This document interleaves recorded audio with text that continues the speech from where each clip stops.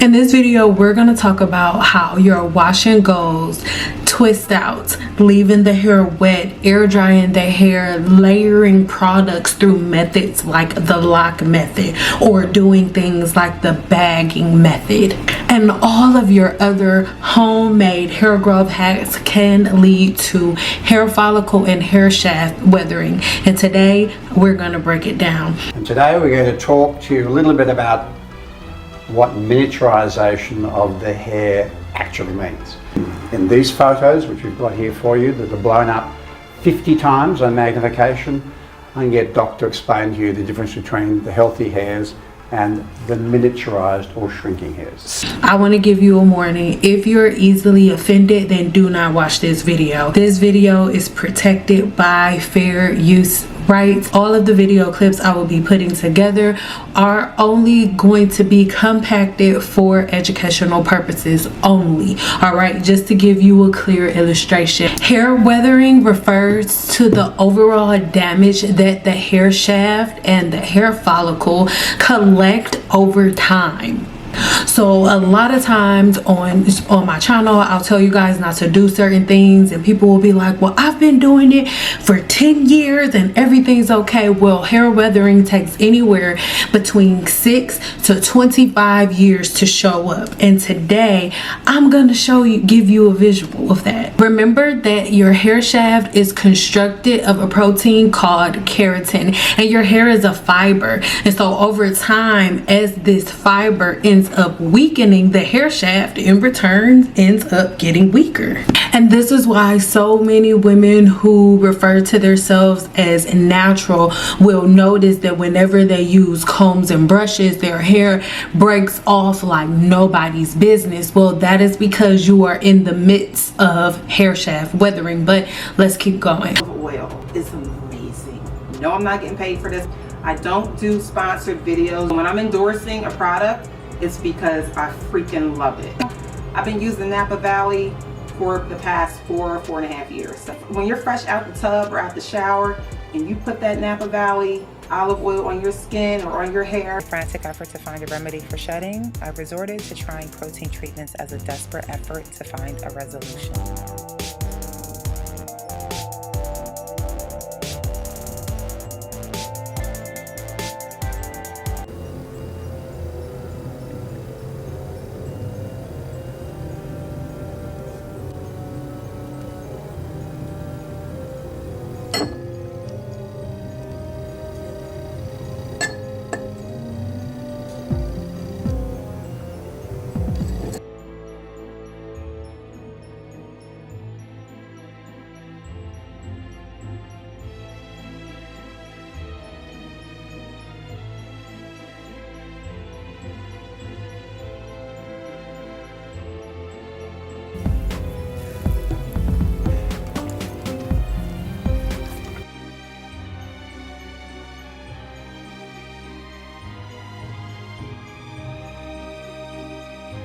Top of my hair has been wrapped for the past 2 hours.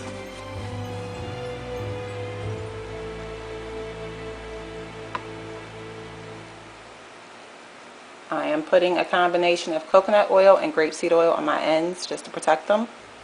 It was very difficult editing this video because my scalp, to me, is extremely gross.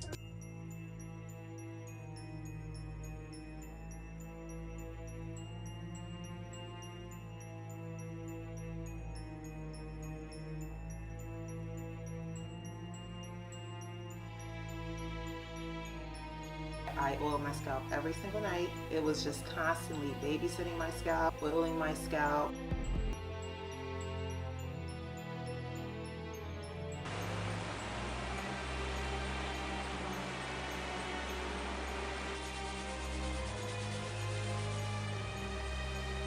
So I played around with it and this is what I got. It's Afro-esque. I've had one of the most amazing times with my hair. My hair has been an intricate part of my life, all of my life.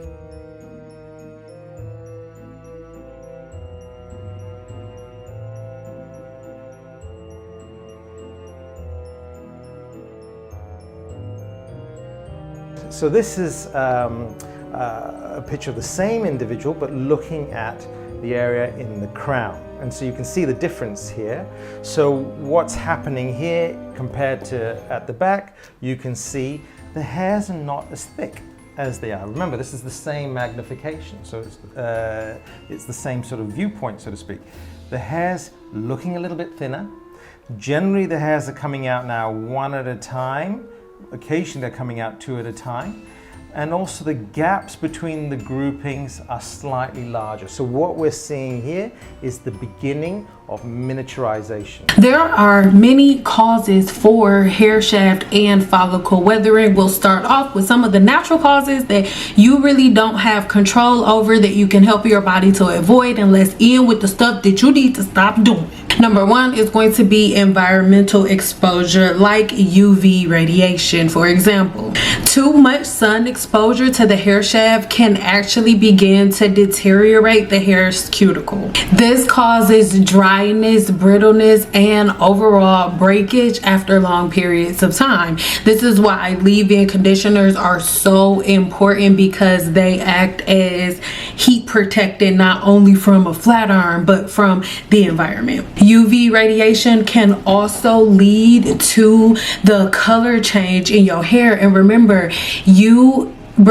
your hair color changing or your hair looking thinner may not have anything to do with what you think it has something to do with. If you're noticing that your hair used to be a darker, vibrant brown and it's getting thinner and thinner and less vibrant, that is for a reason. So there's three things that distinguish a miniaturized hair that we want to show you on the photo. Number one is that the shaft diameter, the thickness of the hair, narrows down. Number two, and you can see it very clearly in this picture, when they start to shrink, they lose color, right? So the thinner they are, the less pigment they have in them. So it doesn't matter what the starting color is, they've got less pigment.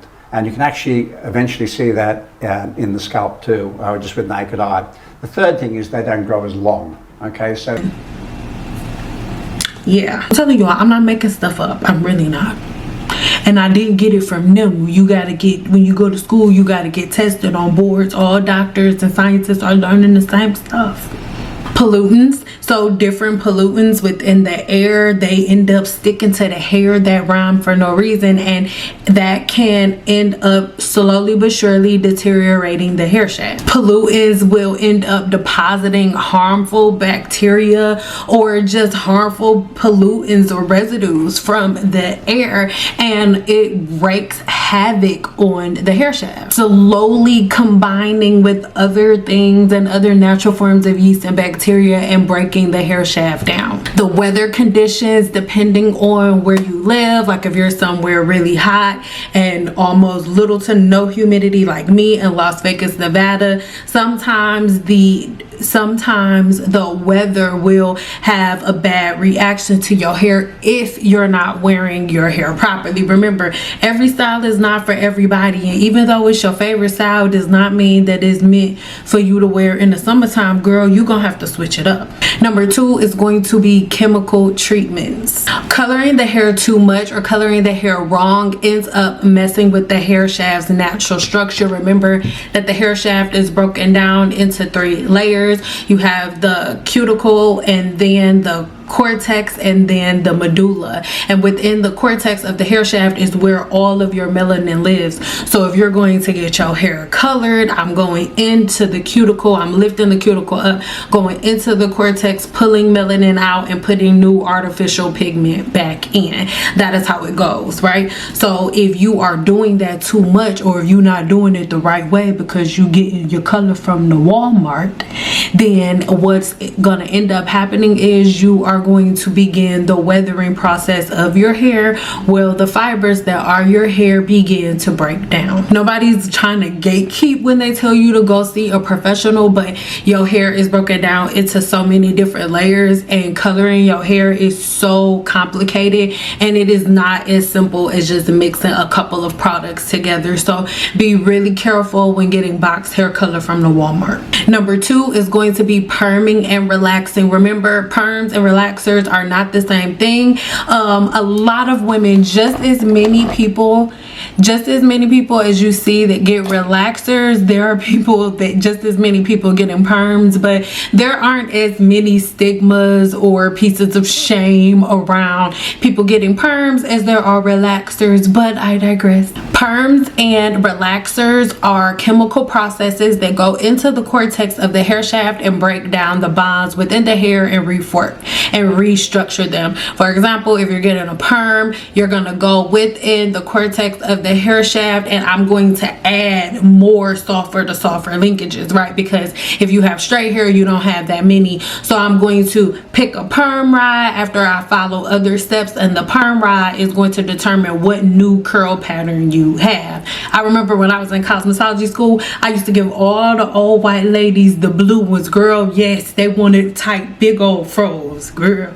And then if you're getting a relaxer, what you're doing is you're going into the cortex and taking away some of those sulfur to sulfur linkages and then closing the cuticle back up, right? And you're dealing with the bonds that are within the hair shaft. So if you don't know what you're doing, and if the only education that you have on relaxing or coloring the hair is from the directions on the back of the box, girl, you're gonna be bald head in a minute. And that's something that really lends to hair weathering, because if the cuticle and the cortex are not fooled with in the right way, eventually it will begin to deteriorate. And remember, coloring the hair and lightening the hair is like the same thing, but if we're doing perms and relaxers, remember, we're talking about the bonds in the hair, because it's two things that determine your curl pattern. It is the size of the follicle and the amount of sulfur to sulfur linkages that you have within the cortex of the hair shaft. Now,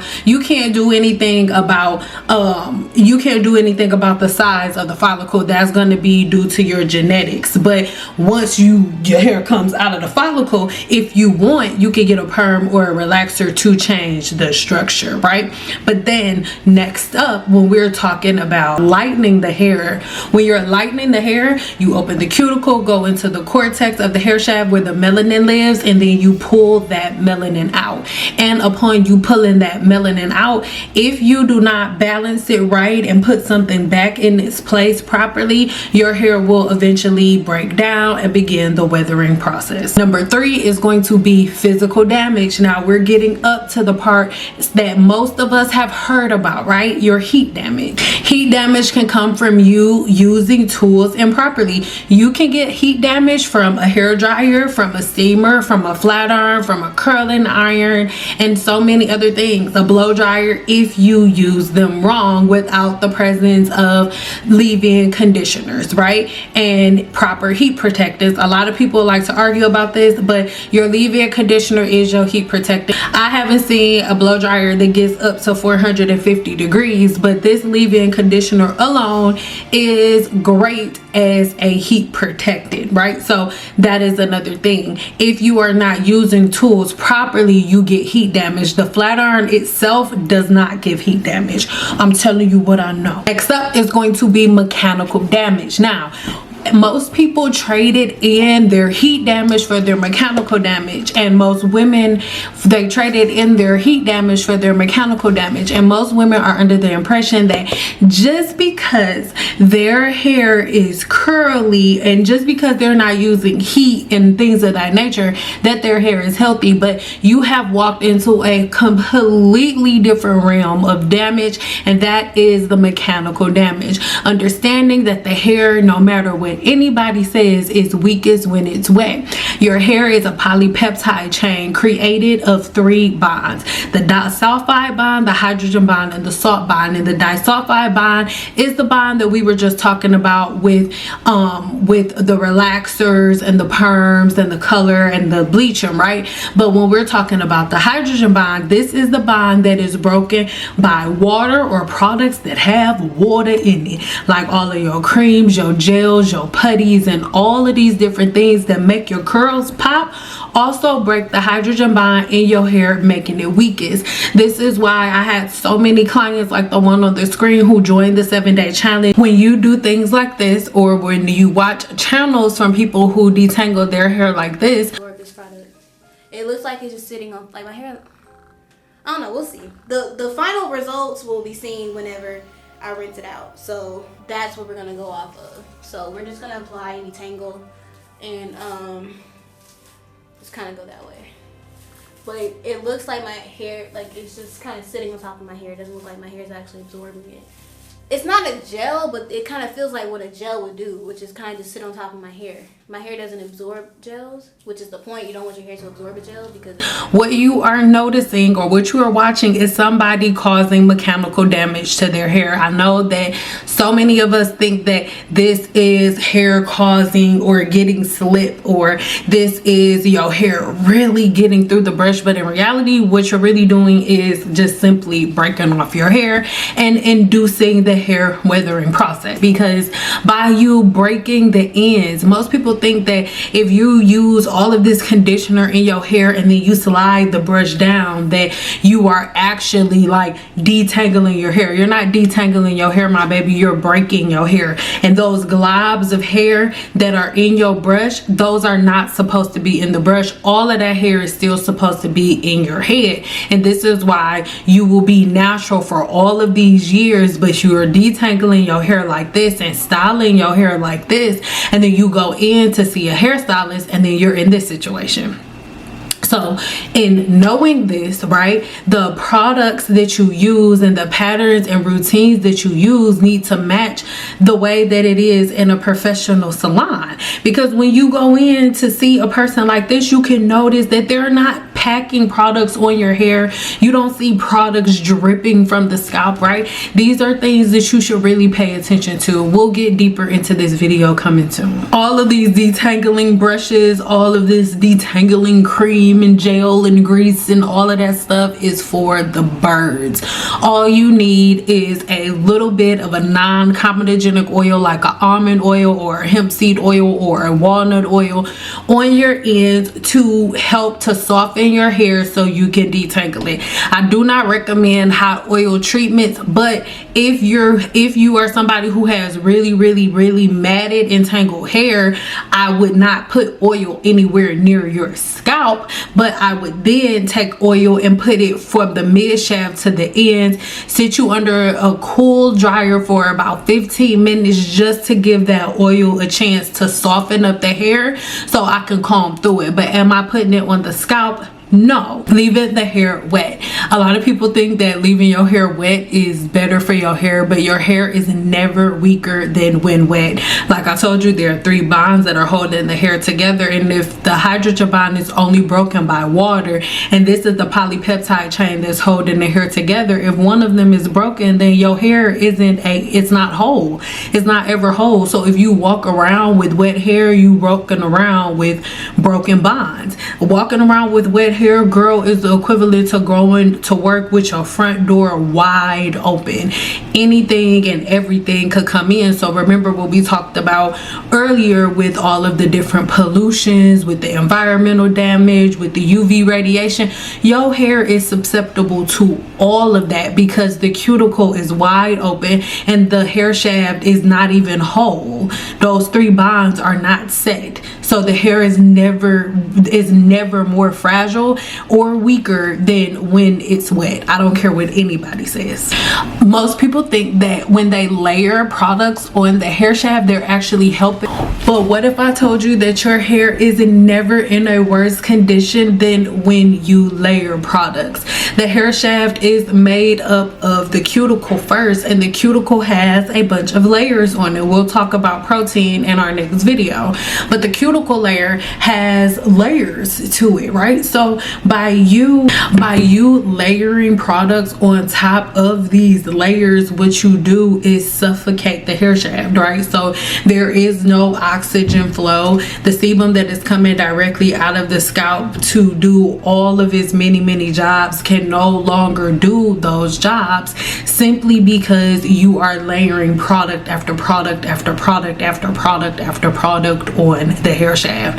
This is something that I want you to be really cautious cautious and really aware of, because even though it feels good to you, you are not helping your hair. And I want you to know this, right? Just test it out, because if your hair is healthy, it should feel good with or without products. So do me a favor, if you're a person who uses anything more than just a leave-in conditioner after they get done, I want you to go ahead, shampoo, condition, leave-in conditioner in your hair, give it a blowout, nothing else, and see how your hair really feels.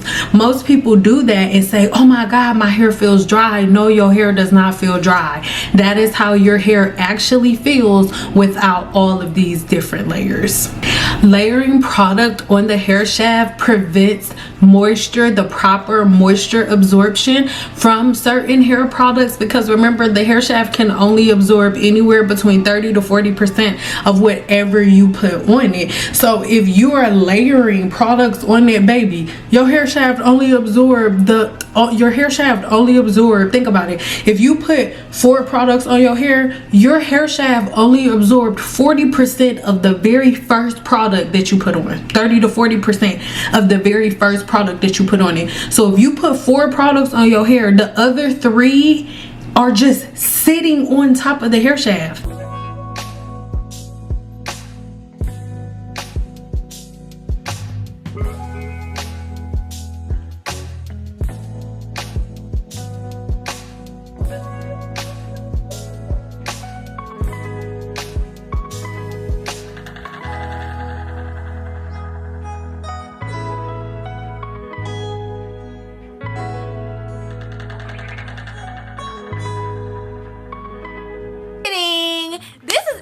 The next day, and this is what my wash and go is looking like. I absolutely hate it. Air dry, and then I stretched it with the Rev Air, and so today I woke up, took my hair down, and this is what I have, and I hate it. Look, do y'all see? It's already starting to flake, and it has only been a day, but they're not even doing anything.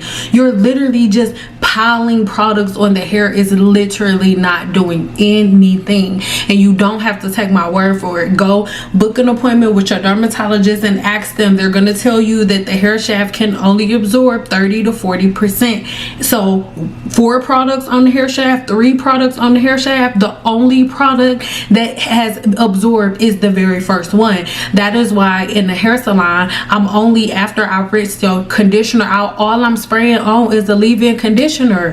Why? Because your hair is, I know, because I went to school, I know that your hair shaft is only going to absorb 30 to 40% of the leave-in conditioner. After that, I'm not putting nothing else on your hair. It can't absorb anything else. After the leave-in conditioner, all I'm doing is protecting your hair. That's why after the leave-in conditioner, all else, the only other thing I'm putting on is a heat protectant to protect your hair from the heat. It's a polymer that is going to put a layer on top of your hair shaft, controlling the amount of heat that your cortex is holding, that the inside of the cuticle is holding. That's it. And then after that, the serum that I add is again another layer to the hair, but a serum has a smaller molecular weight, so it's not like an oil that's gonna weigh the hair down. Remember that product accumulation can also attract other pollutants and things of that nature, which will in return mix with other bacteria that will end up weathering away at the hair shaft eventually, and your co-washing conditioners are not gonna get rid of it.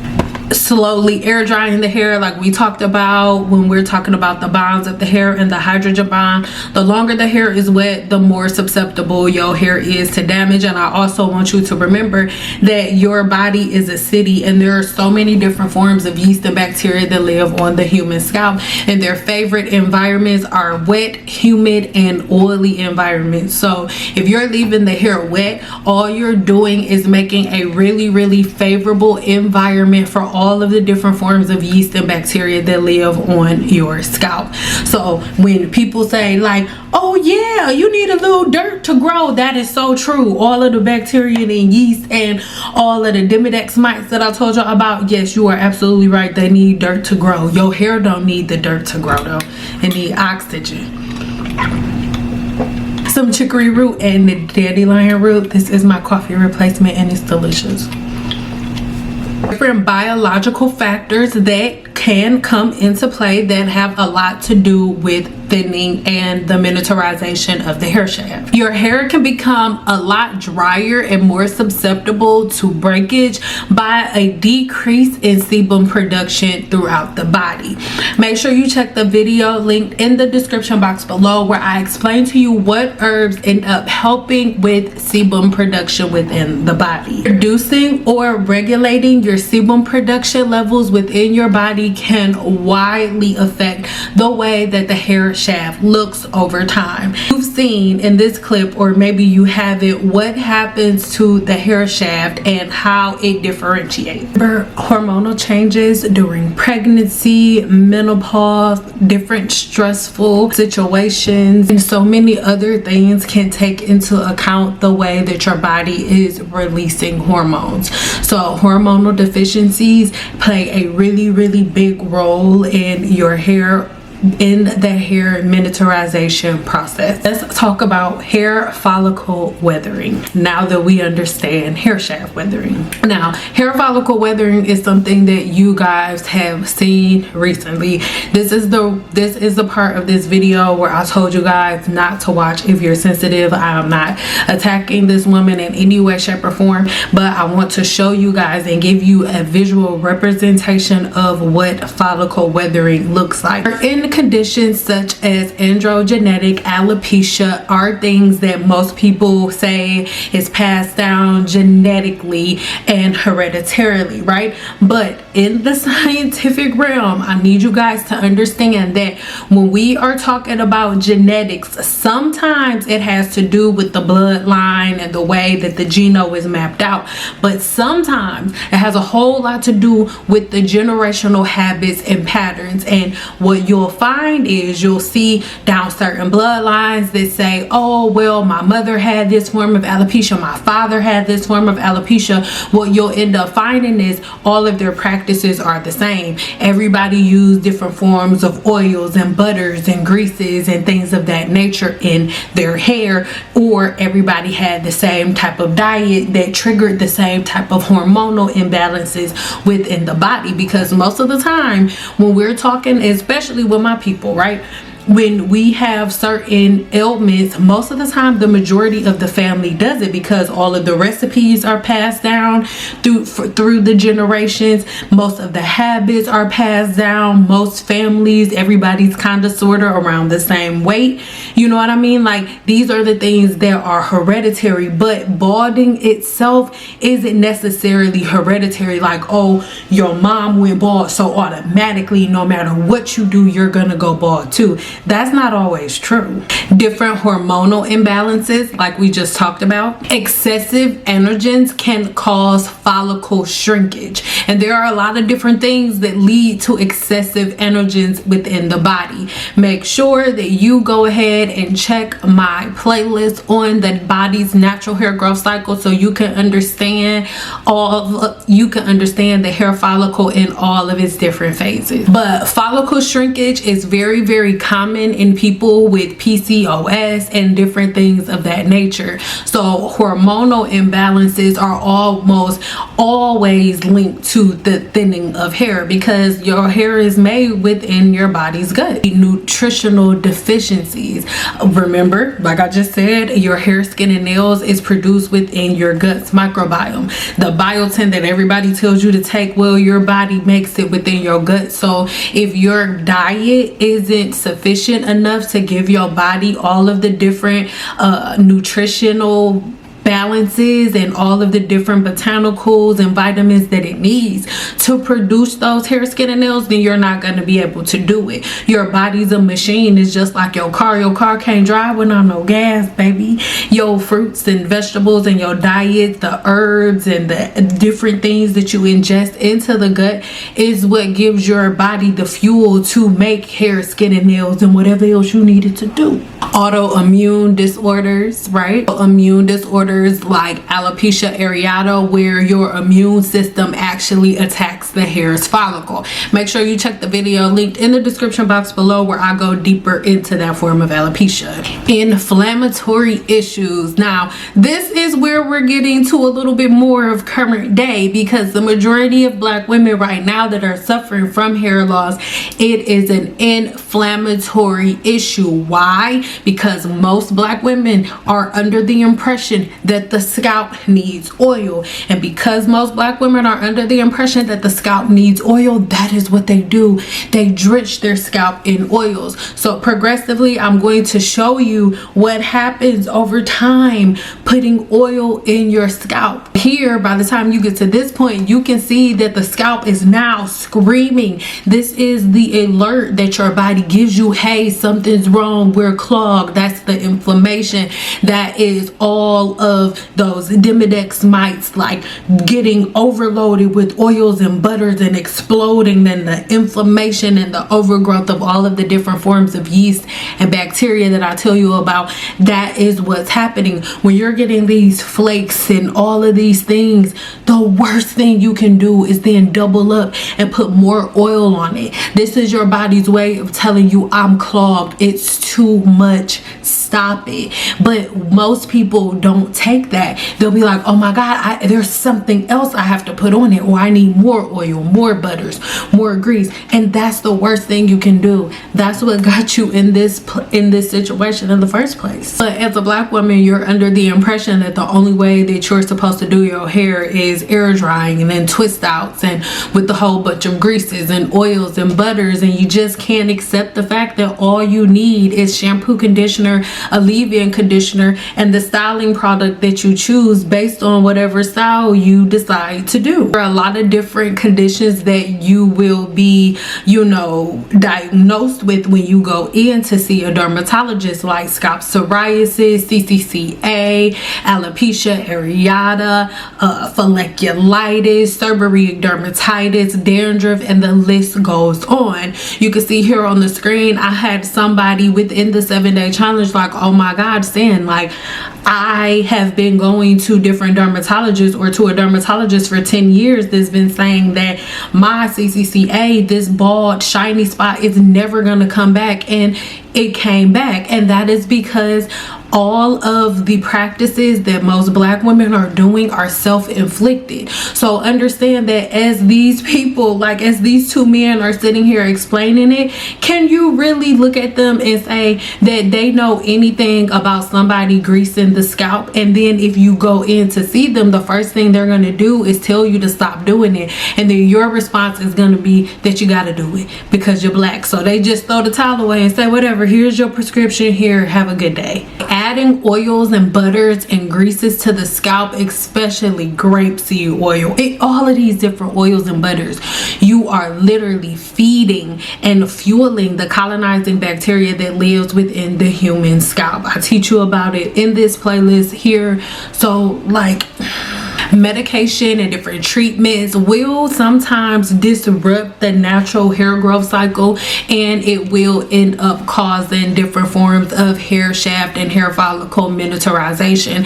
But most of the time, whenever you're off those medications, and then you can balance out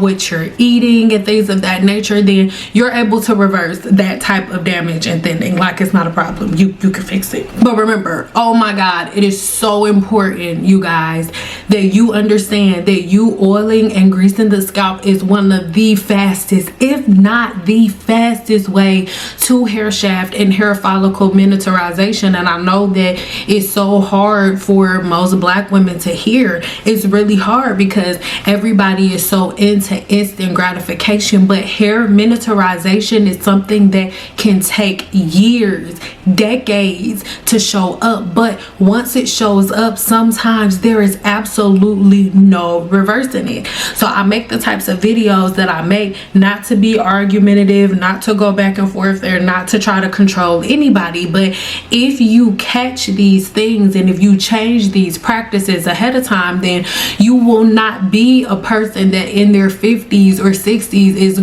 trying to find out how they can get a hair follicle transplant. It's not something that you'll need, because you'll be in a position to actually give your body what it needs, guys. Like, and that's so important. Chemotherapy is going to rapidly change your hair growth cycle, because it is going to kill all of the cells, including your hair growth cells. So this is why you would instantly like start to go bald, because it starts to kill your hair growth cells within the hair growth cycle, within the anagen phase of your hair growth cycle, or whatever phase your hair is in. The chemotherapy is getting rid of everything, and you know, it's a good thing. It works sometimes, but if you want your hair, it won't be that great. But this is why it's temporary most of the time. If after a woman has chemotherapy, once everything subsides and she can set everything back to normal, her hair grows right back, or his hair grows right back. Also remember, again, certain medications will end up affecting the hair follicle and the different stages of your hair growth cycle. Lastly is going to be your lifestyle factors, because stress is going to be one of the biggest determining factors of the miniaturization of your hair and your scalp. Chronic stress interrupts the hair growth cycle. This leads to an increase of shedding and follicle and hair shaft miniaturization. Tight hairstyles, poor scalp hygiene, too many treatments that block the pores and the follicles, inadequate scalp hygiene, the over colonization of different forms of yeast and bacteria by feeding them with different butters and oils and greases, you using herbs wrong by putting different herbal extracts and different teas within the hair ends up killing your good and bad bacteria, leaving a free-for-all for different forms of yeast and bacteria on the scalp. Tight braids and ponytails end up sending signals to the hair follicle, inducing stress. And when you induce stress, what you end up doing is causing a hormonal trigger where your body will send a signal that something's wrong, and your body will start releasing and producing cortisol, which ends up attacking the hair follicle, which leads us to some of the powerhouses that we have to help you combat this. Number one is going to be nettle. Now, to learn more about nettle, make sure you check the link in the description box below, but let's jump into a little bit more of it here. On top of all of the other things that I told you about nettle in this video, nettle is so complex in its variety of amino acids that it needs. And remember, the hair shaft is produced within the gut with certain amino acids, and nettle has all of the necessary amino acids that the body needs to build healthy hair, skin, and nails. These amino acids are the building blocks of keratin, which is the protein structure that your hair is made of. Chlorophyll, which is a powerful detoxifier that helps the body in cleansing the scalp, improving overall body, skin, and scalp health. Its flavonoids have different antioxidants and different anti-inflammatory properties that completely make it a powerhouse, protecting your body from different external factors that could end up causing balding and thinning. These plant compounds also have certain hormonal balancing effects that really help to control any type of hormonal imbalance within the body. The combination of vitamins and minerals and their anti-inflammatory and antioxidant properties make them amazing at nourishing the scalp and strengthening the hair's follicle. This makes the hair stronger, which also helps you to retain length by reducing breakage. Now, I love nettle because the nettle has amazing DHT blocking properties, and DHT is short for this hormone here that attacks the hair's follicle, right?